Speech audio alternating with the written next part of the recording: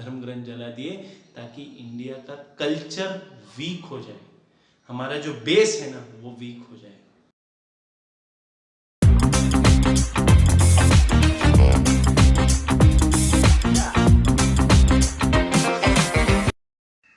Hello दोस्तों, नमस्कार। फिर से हाजिर हूँ एक ज़बरदस्त वीडियो लेके। आज का वीडियो है, जैसे आपने टाइटल पढ़ ही लिया है, बख्तियार खिलजी ने नालंदा यूनिवर्सिटी को तोड़ दिया था, ये हमको पता है, पर क्यों तोड़ा और उससे आज हमको क्या फ़र्क पड़ता है उसके बारे में बात करेंगे। बख्तियार खिलजी कौन था? एक अफगानी आक्रमणकारी था। आक्रमणकारी मतलब जो बाहर से आके आक्रमण करके किसी देश पे या किसी राज्य पे कब्जा जमाते हैं, ठीक है। आक्रमणकारी लुटेरा था बख्तियार खिलजी। जब बख्तियार खिलजी इंडिया में आया तब इंडिया में इस्लाम नहीं था। जब वो लोग आए, अफगानी और तुर्की लोग जब आए, उन्होंने आके इंडिया में आक्रमण करना शुरू किया, ज़बरदस्ती धर्म परिवर्तन करवाना शुरू किया, ये सब बातें शुरू की, ठीक है। मतलब जब वो आया था तब अपने धर्म गुरुओं को, अपने एरिया के हकीमों को, वैद्यों को लेके आया था। उसने आक्रमण किया, छोटे छोटे राज्यों में फंसा फंसा के, दो भाइयों में झगड़ा लगा के, ये सब करके, जो मोस्टली नेगेटिव पॉलिटिशियंस करते हैं, वो भी एक तरह का पॉलिटिशियन ही था, लुटेरा था। उसने ये सब किया और आक्रमण करते करते उसका साम्राज्य बढ़ने लगा।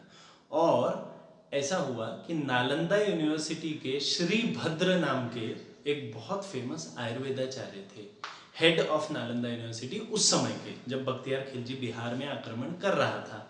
और एक समय उसको कोई बीमारी लग गई। कौन सी बीमारी, उसका किसी को अभी तक आइडिया नहीं है, बुक्स में और गूगल पे वगैरह उसकी इन्फॉर्मेशन नहीं है, पर एक बीमारी हो गई और उस बीमारी की वजह से उसको बेड रेस्ट करना पड़ता था, दिन रात बस पड़े रहना पड़ता था, किसी युद्ध में, किसी आक्रमण में हिस्सा नहीं ले पा रहा था, इसलिए उसका साम्राज्य बढ़ नहीं पा रहा था। इसलिए उसने अपने एरिया में, वो जब आया था अफगानिस्तान से, तब एरिया से, अपने एरिया के हकीमों को, हकीम मतलब उस तरफ के जो डॉक्टर होते हैं उसको हकीम बोलते हैं, उनको लेके आया था। अपने एरिया के धर्म गुरुओं को भी लेके आया था। उन सब से इलाज करवा लिया पर कोई इम्प्रूवमेंट नहीं। दुनिया के दूर दूर से उसने हकीमों को बुलवाया, न्योता दिया, इनविटेशन दिया, पर फिर भी वो सब आते, देखते, दवा देते, पर कोई फर्क नहीं पड़ता और चले जाते। तो उसके एक मंत्री ने, बख्तियार खिलजी के एक मंत्री ने उसको बोला कि जहाँ पना, क्या आप एक बार श्री भद्र जी से मिलना पसंद करेंगे? श्री भद्र जी यहाँ के बहुत बड़े आयुर्वेदाचार्य हैं और मैं विश्वास दिलाता हूँ, गारंटी देता हूँ, उसके मंत्री ने बोला, मैं गारंटी देता हूँ कि आपका ये बीमारी ऐसे गायब हो जाएगा। तो उसको भरोसा नहीं था इंडियन कल्चर पे, उसको मालूम नहीं था आयुर्वेद क्या होता है, और मालूम होता तो भी जिस देश पे आक्रमण किया है लूटने के लिए, उसकी अच्छी बात कैसे सुन सकता है, उसकी अच्छाई कैसे सुन सकता है। इसलिए उसने बोला ठीक है देख लेंगे, बुला ले। तो बुला लेता है श्रीभद्र को नेक्स्ट डे, और श्रीभद्र आते हैं, बातचीत होती है, और बख्तियार खिलजी उसको एकदम तुच्छ नज़रों से देखता है, जैसे हम लोग किसी को बोलते हैं, तू क्या मेरे को ठीक करेगा, उस नज़रों से देखते हुए बोलता है, अगर आप मुझे ठीक कर दोगे तो मैं आपको मेरे मंत्री पद में हिस्सा दे दूंगा और बहुत सारा हीरा जवाहरात दूंगा। तो श्रीभद्र जी बोलते हैं, मुझे ऐसा कोई लालच नहीं है जहाँ बना, मैं आपको ठीक करना चाहता हूँ बस, क्योंकि एक आयुर्वेदाचार्य मतलब एक डॉक्टर का फर्ज है एक मरीज को ठीक करना, तो आप मुझे मंत्री पद नहीं भी देंगे तो भी ठीक कर दूंगा। तो वो बोलता है ठीक है, पर मेरी दो शर्तें हैं, मैं कोई दवा खाऊंगा नहीं और मैं कोई दवा पीऊंगा नहीं, फिर भी ठीक करके बता अगर कर सकता है तो श्रीभद्र ने सोचा, अरे ये कौन सी शर्त है, दवा खाएगा भी नहीं, पिएगा भी नहीं, और उस टाइम पे इंजेक्शन का प्रचलन नहीं था, इंजेक्शन्स नहीं हुआ करते थे। तो फिर उन्होंने बोला ठीक है, जहाँ पना मुझे एक सप्ताह का समय दीजिए, एक हफ्ते का टाइम दीजिए, मैं कुछ ना कुछ इलाज निकालता हूँ। और श्रीभद्र वहाँ से चले जाते हैं और फिर से आयुर्वेद की बुक्स खंगालना शुरू करते हैं, मतलब रीड करना शुरू करते हैं कि कहाँ से कोई सोल्यूशन निकले, बिना खाए पिए भी, बिना दवा खाए, बिना दवा पिए भी वो ठीक हो जाए। तो उसको ये बात पता थी कि वो बख्तियार खिलजी मुस्लिम है, इस्लाम फॉलो करता है।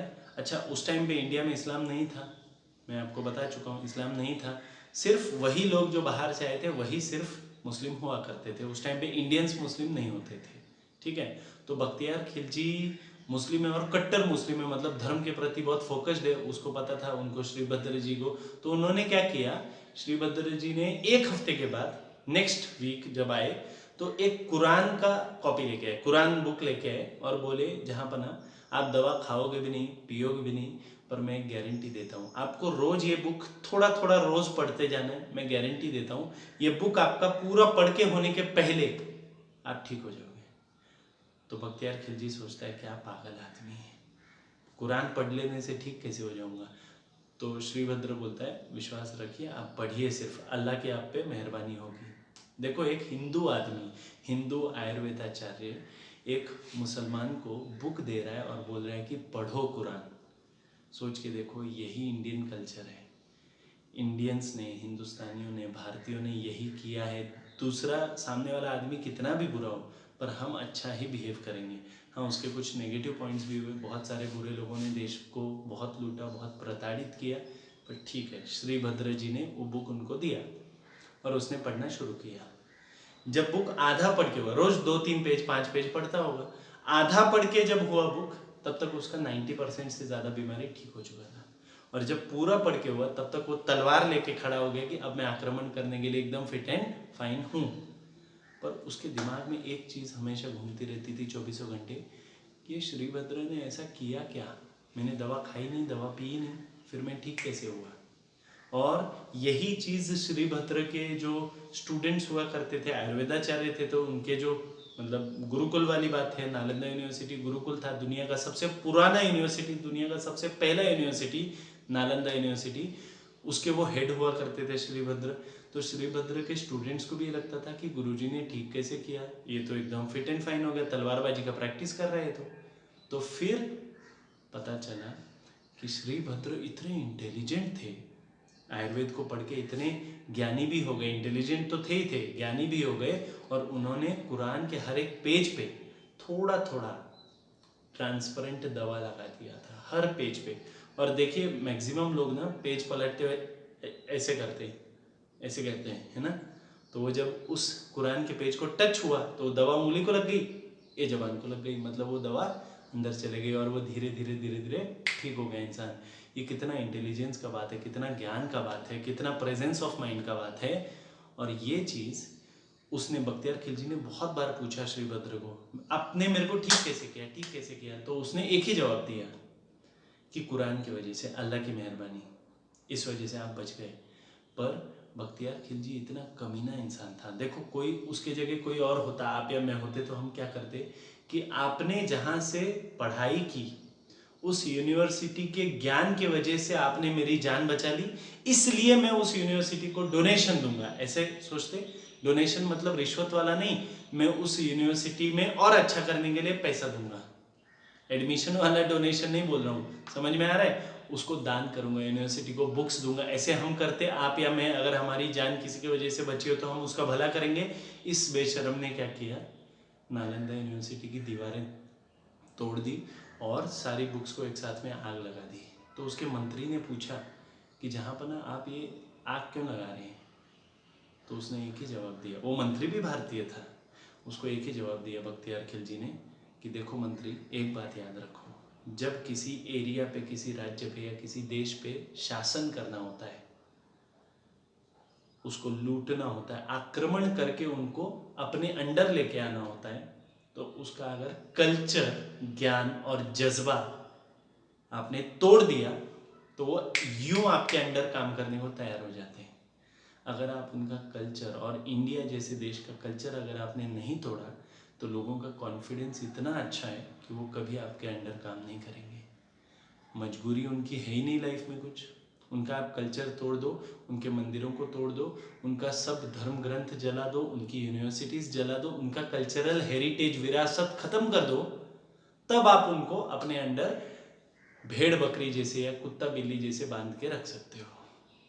और इस वजह से मैंने नालंदा को जलाया, ऐसा बख्तियार खिलजी ने बोला। बख्तियार खिलजी ने नालंदा को जला दिया, नालंदा यूनिवर्सिटी खत्म हो गई, अभी फिर से शुरू किए गवर्नमेंट ने, आपको पता हो तो, कुछ 3-4 साल पहले बख्तियार खिलजी ने जला दिया।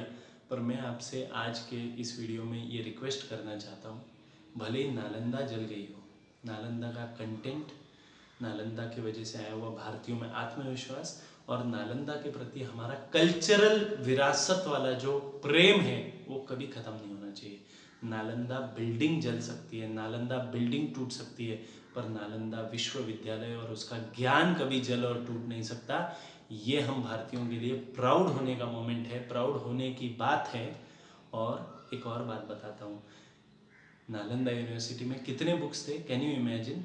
80,000 से ज़्यादा बुक तो आयुर्वेद पे थे, और अलग अलग दुनिया की भाषाओं पे बुक्स थे, बहुत सारी चीज़ों पे बुक्स थे, वेद थे, पुराण थे, रामायण, महाभारत, भगवत गीता, बहुत सारी चीज़ें थी, अष्टावक्र की गीता, अष्टावक्र गीता एक होती है, बहुत ज़बरदस्त होती है, बहुत सारे वेद पुराण थे। सोच के देखिए, इतना सब जला दिया। 80,000 से ज़्यादा बुक तो सिर्फ आयुर्वेद पे थी, रिसर्च एंड केस स्टडीज, वो सारी बुक्स जला दी, सारे धर्म ग्रंथ जला दिए, ताकि इंडिया का कल्चर वीक हो जाए, हमारा जो बेस है ना वो वीक हो जाए।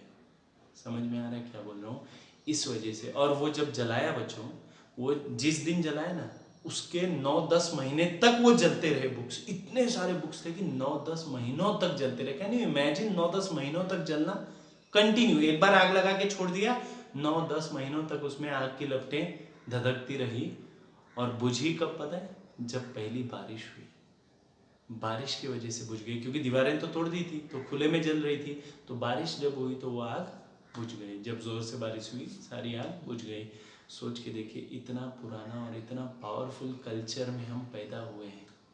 एक बात याद रखिएगा, अगर आज आप कॉन्फिडेंस से ज़िंदगी जीते हैं, ज्ञान ले के ज़िंदगी जीते हैं, तो कोई माइका लाल आपका और आपके पूरे वंश का, आपके पूरे खानदान का कुछ नहीं बिगाड़ सकता। एग्जाम्पल दूँ, अगर स्वामी विवेकानंद इतने ज्ञानी ना होते तो उनका नाम नहीं होता। आज इंडिया का नाम स्वामी विवेकानंद की वजह से है, आज इंडिया का नाम ऋषि मुनियों की वजह से है, आज इंडिया का नाम प्रभु श्री राम की वजह से है, आज इंडिया का नाम इंडिया में पैदा हुए अटल बिहारी वाजपेयी, विक्रम साराभाई, एपीजे अब्दुल कलाम, ऐसे करोड़ों लोगों की वजह से है। सोच के देखिए, मुकेश अंबानी इतने अमीर आदमी हैं, उनका बेटा जिस दिन पैदा हुआ उसी दिन वो सक्सेस में पैदा हुआ यार, भले वो कुछ करे ना करे वो सक्सेसफुल ही रहेगा। तो ये बोलना चाहता हूँ आपसे कि अगर आज आप अगर मेहनत करो, पढ़ाई करो, ज्ञान लो और सक्सेसफुल बनो, तो आगे का पूरे खानदान का भविष्य डिसाइड हो जाएगा। और अगर आज आप कॉन्फिडेंटली ना जियो, मेहनत ना करो, ज्ञान ना लो, पढ़ाई ना करो, तो पूरे खानदान का नाम अंधकार में डूबा हुआ रहेगा। इसीलिए हम हमारे नाम के आगे सरनेम लगाते हैं ना, क्योंकि सरनेम क्या डिनोट करता है? विरासत। सरनेम क्या डिनोट करता है? खानदान। सरनेम क्या डिनोट करता है? कल्चर।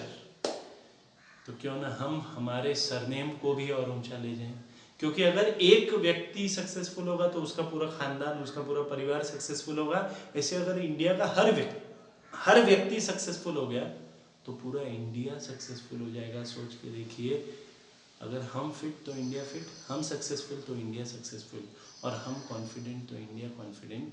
फाइनली, अगर आज हम हैप्पी रहते हैं तो इंडिया हैप्पी रहेगा। आलस को छोड़िए, इंडिया को आगे बढ़ाइए। पर इंडिया को आगे बढ़ाने के लिए सिर्फ एक चीज़ कीजिए, खुद को आगे बढ़ाइए ईमानदारी से।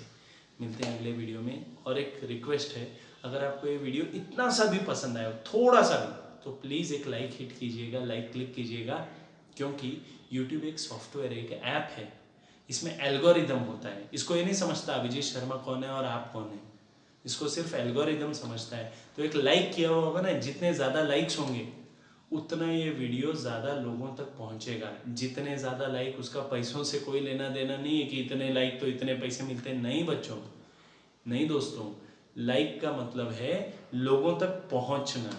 ठीक है, थैंक यू सो मच, जय हिंद। मिलते हैं अगले वीडियो में।